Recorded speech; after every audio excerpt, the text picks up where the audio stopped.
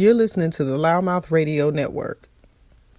I can remember when there came a time that time management was like this new thing that everybody wanted to attack and give subscription or understanding or speeches or some type of planner, any type of organizational skills, anything that could help for people to manage their time.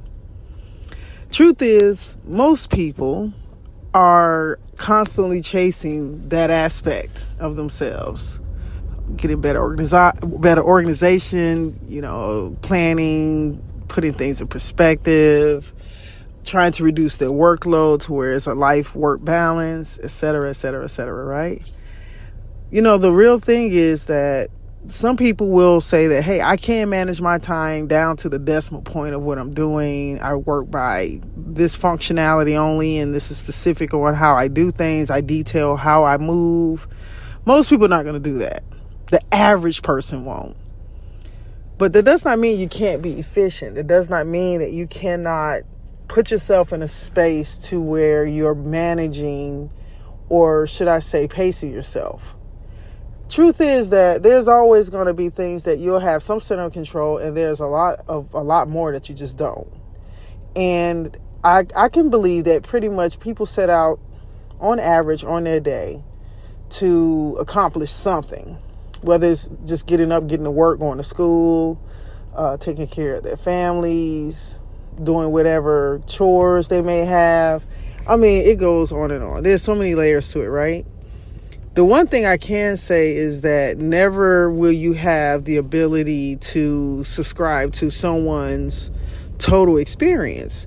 We can all share our experiences. We can all share our philosophies. We can share how we approach things and what we've done to get through to the next step. But in reality, no one can really map out what things look like for you. You have to figure what that looks like for you.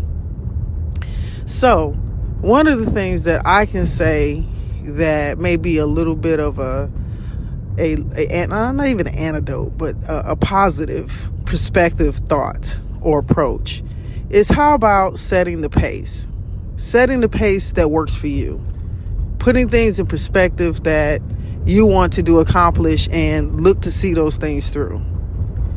I believe that we all have the capabilities of seeing our fuller selves, sometimes in nuggets, in moments, in phases, and it can even be shadows of time that we align with everything that we're looking for or looking to accomplish or do, and it almost seems effortlessly. But most people may not necessarily tap into that zone all the time, but they may see glimpses of it. Then you have some that just don't see it at all. They're just going by the seat of their pants. But for the most part, I do believe that you can set the pace that creates the tone and the foundation of how you go about doing things, how you may go about achieving things. So instead of putting so much emphasis on managing your time, how about we manage ourselves in the time that we're given? Let's go, y'all. Sunday's Money Motivation. No matter the time or the season, we're open and available 24/7. Shouldn't your dealership be too? Carumba.com, the convenient online used vehicle marketplace. Register your independent dealership now.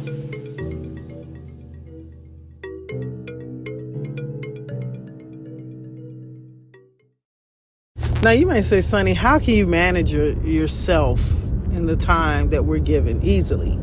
Your approach, your mindset, your intention. Let's dive a little bit deeper, right?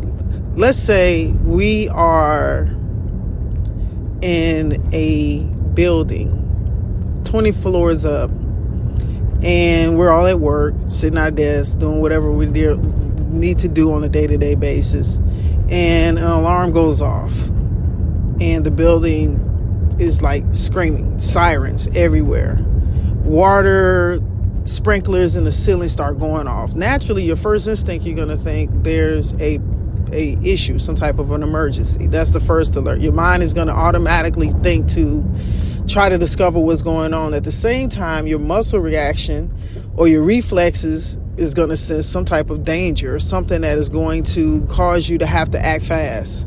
So what do? Most likely you start to grab things that you know to grab closest to possible that you can. Probably your phone, maybe your car keys, maybe your bag, maybe your jacket. Things that you can grab and go, right? Why is it that you're doing that? Because you're reacting to something that you recognize is time sensitive, your life. There's some type of maybe an immediate danger, something that's causing everyone to be put on alert. And our bodies respond. Even before our minds respond, typically. We might feel a tickling up our spine, the hairs on our body start raising. We sense somebody or something around us that could be causing some type of consideration of harm or danger. And we go into action, right? So we have this impulsive ability to respond. So how could we not possibly have the ability to consciously respond to things? So let's dive even deeper than that. You're not going to sit and probably think about, well, should I grab my keys, grab my phone? Should I wait to see if one of my coworkers tell me there's a fire or something's going on? No, you're going to get up and react. And because you know that there's something that is happening that requires you to possibly go to some other direction to head for safety, you get a sense of urgency about yourself and you move and you get to it. You don't hesitate. You don't wait. You go about it. So what if we take those same type of reflexes, that same type of consciousness and that same type of intention and apply it to things that are in our forefront? You know, maybe you're putting in job applications and you're looking proactively for a job. Well, unless you've already putting in some type of work or effort in putting your resume out, posting information, maybe getting a hold of a job recruiter or a headhunter or something like that, what's the likeliness that a job is going to hop and pop up to you and tell you to come, or here I am, do you want me? The likeliness of that is probably absolutely zero, right? So what I am going to say is this. We have the ability to be so much more. When we're typically dealing with something that we like or enjoy, we seem to find more pleasurable attitudes, awareness. We're not shy about approaching it. We're looking for it. We're looking to indulge in it. And ultimately, we know that it's going to give us some form of satisfaction. Most things that we do has to give you that driving force to make you feel that way. So what about taking that type of attitude towards other things and managing that, just that whole mindset and that whole approach of obtaining whatever it is that you're setting out to do?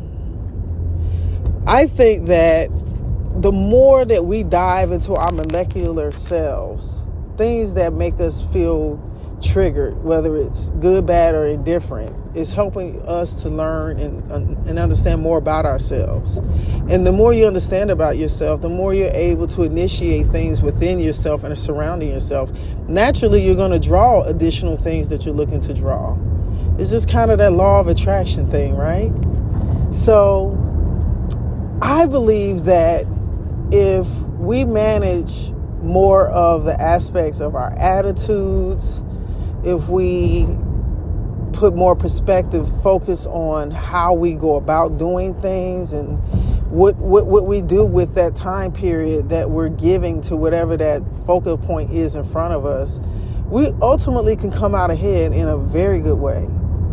So how about we put ourselves in a position of challenging ourselves and intentionally putting things in front of us that we know that we want. It doesn't have a limitation. It doesn't have to have a structural cap. It could be anything. It could be a house. It could be a car. It could be a recreational vehicle. It could be a motorcycle. It could maybe be your favorite books. Maybe one of your authors just released a series of books that you have not had an opportunity to get. And you know that they were coming. So you want to buy this collection. It's so many various things that we have that surround us that cause us to bring attention to it, that draws our attention. And why is that? Because there's something there that you desire out of it, from it, around it. You want to engage with it. So if we could take that kind of focus, that kind of intention, and put it into position with so many things that we're doing and interacting with on a day-to-day basis, how much more do you think we'll gain? How much more efficient do you think we'll become? Right?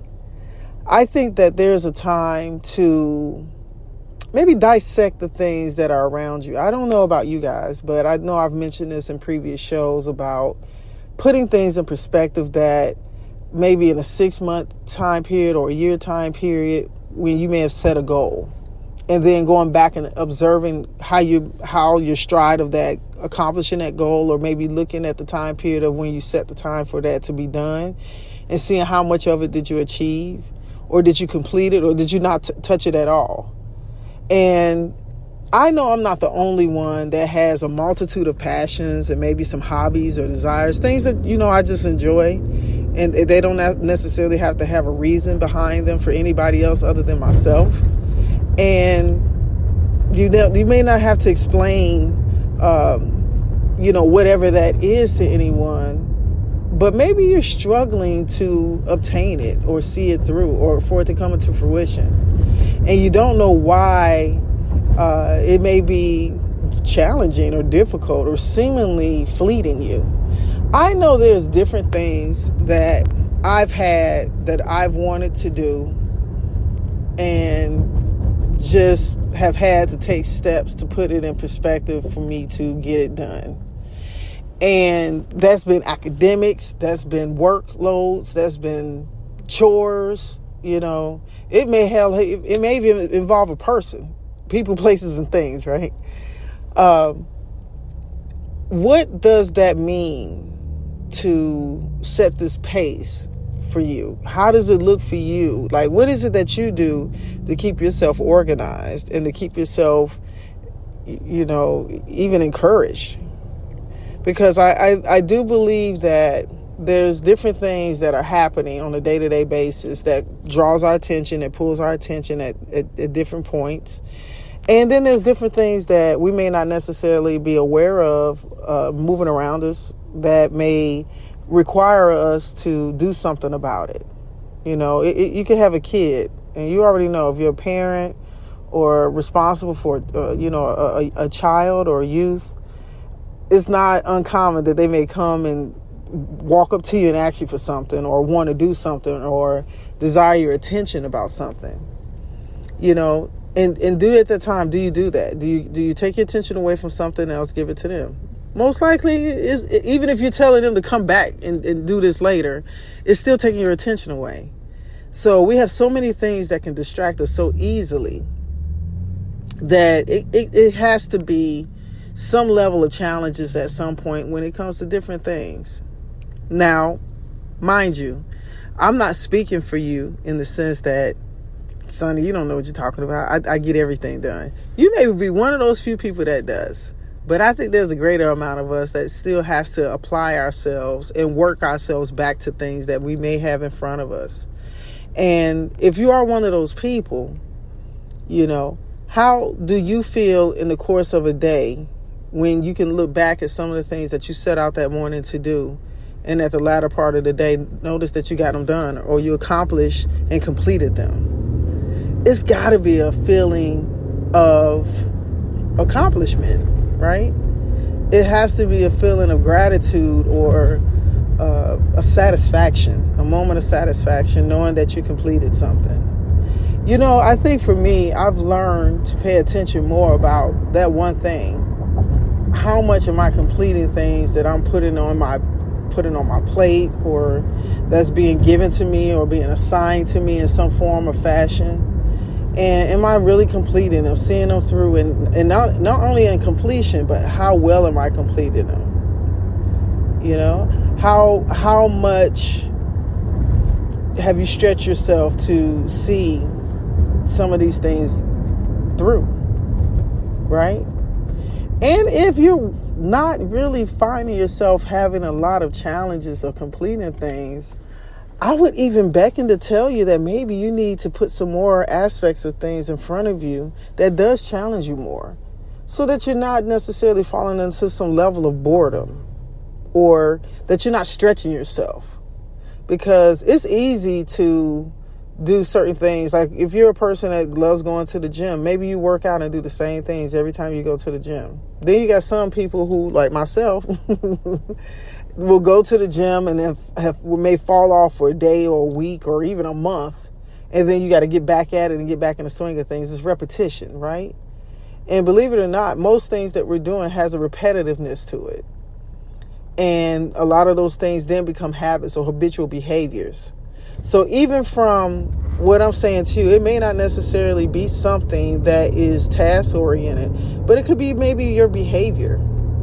You know, maybe there's some type of behaviors that we've embodied in past dealings or in current situations that is not necessarily positive or efficient, or it's not serving us or serving other people, or maybe considered unwarranted. Do we take the time to recognize ourselves in those behaviors? Do we take the time to recognize what we may be doing in that sense of interaction with others? You know, is it something positive? Is it uplifting? Is it giving somebody, you know, the warm and fuzzies about, you know, your engagement or interaction, or you being around them or talking to them, and vice versa?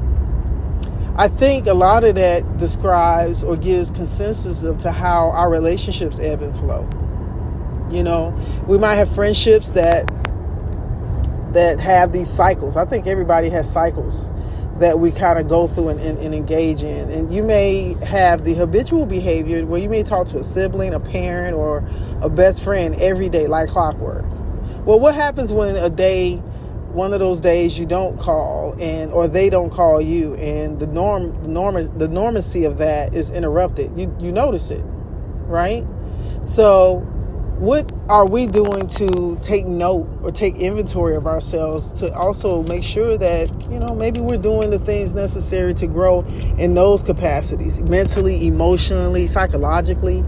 There's so many things that we as humans embody that you would be amazed when you stop and take inventory of yourself and see so many, or just to take this time to uncover these layered aspects of ourselves, right? And yeah, I will admit, you know, I'm not a psychology major at all, but the human behavior and the interaction of people can be very interesting. If you've ever been in the airport or somewhere else where there's large sums of people, and you can actually partake in people watching, you'll see human behavior at its best. Because most times those people are not paying attention to you, paying attention to them. Right? But that does not mean that we're not witnessing different psychologies of people moving and interacting around. And, you know, you might say, well, why would I do that? Some people may not find that intriguing. And you may be okay, and it's all right if you don't. I'm bringing these statements and these aspects up because as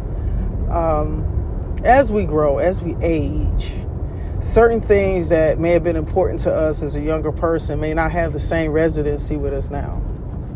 And, you know, there's different things as you're progressing in your life that you'll find to become more important than they were before. And some things may fall away. So in those processes, we're constantly going through our own levels of evolution. And so as we're, you know, taking these tasks and taking our steps in life and whatever else that's in front of us, it's taking chunks of us either in an upward direction or a downward direction, or maybe we're not moving at all. One of my friends said to me that every day we're getting closer to death. And when you think about that, you know, as a young person, which most times, most young people are not thinking about dying. I pray not all the time, right? But there is unusual circumstances that you may have someone that is more conscious of death. But definitely, as you're starting in the aging process, you start thinking about your mortality more. You know, if you're in you're going through these cycles of decades of time, And if you're making shifts in your life, maybe you're going from one job to another, from another career to another, or maybe you're getting close to retirement age.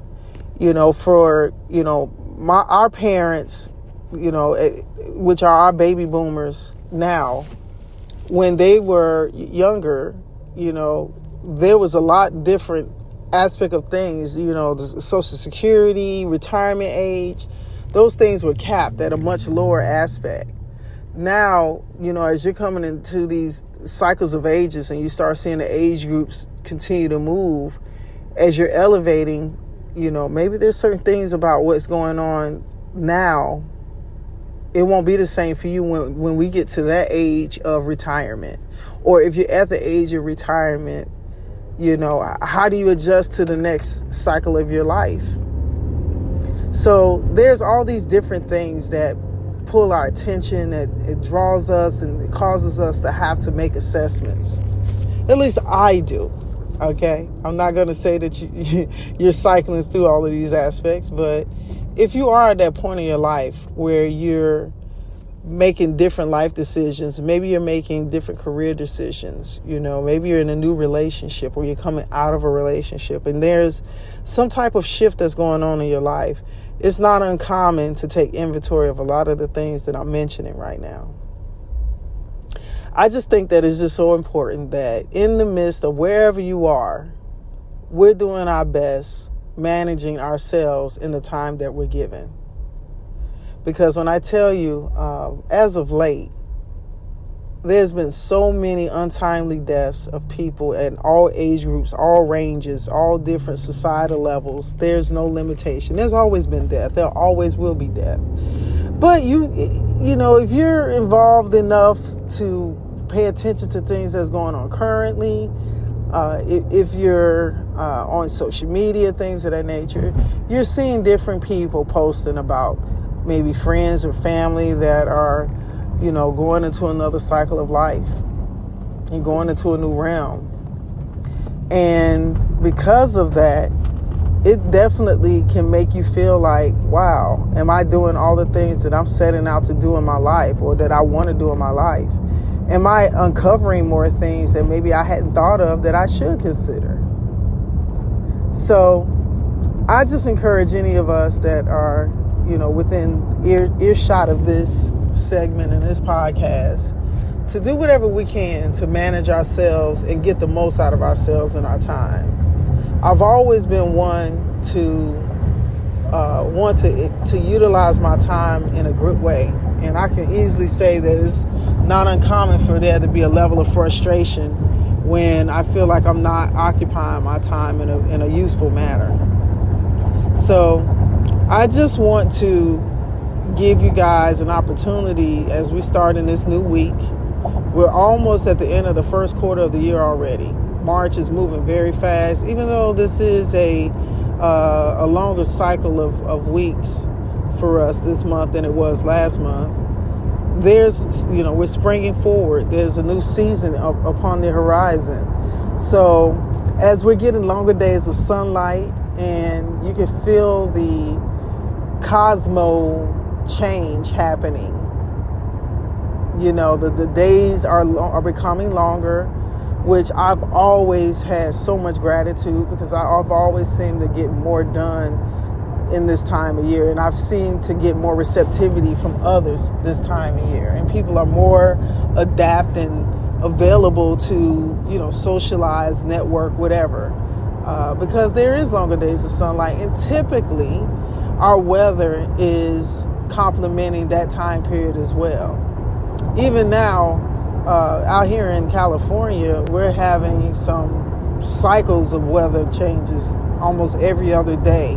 Our temperatures are up and down, rain, snow. We've had all kind of variations of things pretty much all over the country. So in that time period, what do you felt like you've accomplished so far? We're already winding into the fourth month of the year. So just from this perspective, how much have we taken of this year thus far and made good use of it? How well have we set out, the biggest thing that we do after New Year's is set all these bars high. I'm going to work out, I'm going to lose weight, I'm going to get this, I'm going to do that. My taxes are coming back, I'm going to buy this, I'm buy that.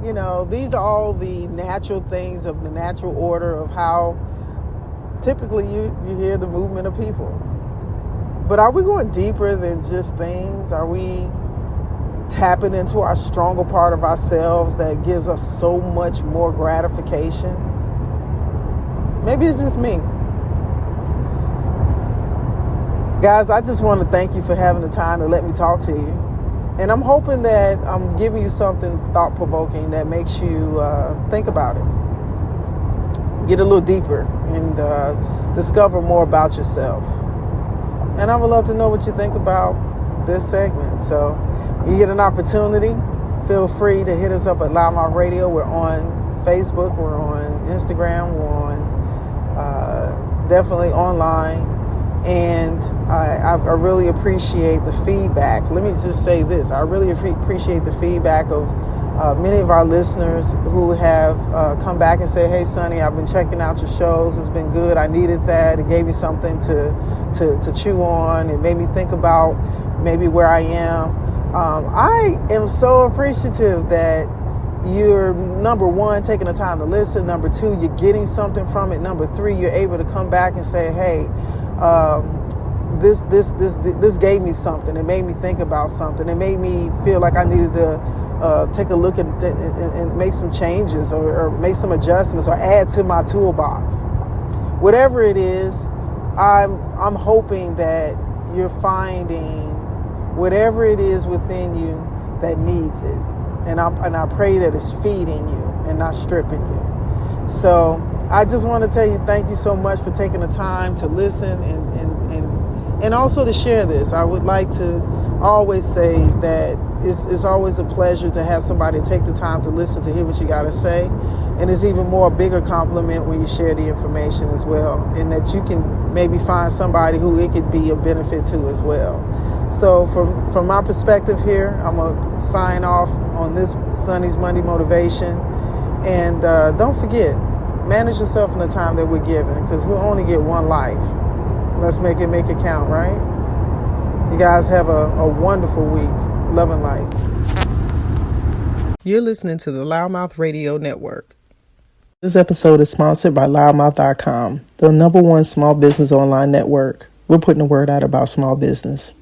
Put your business on the referral network online that wants to put the word out about you.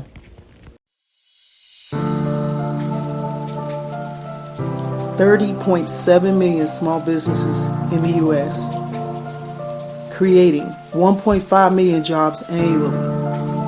Small business accounts for 64% of new job creation in the U.S.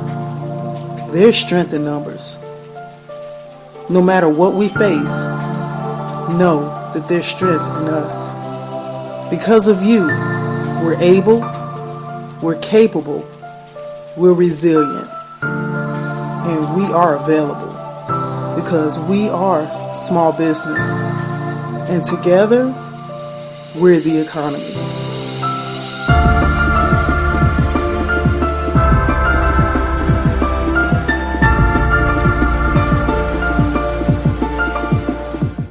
You're listening to the Loudmouth Radio Network.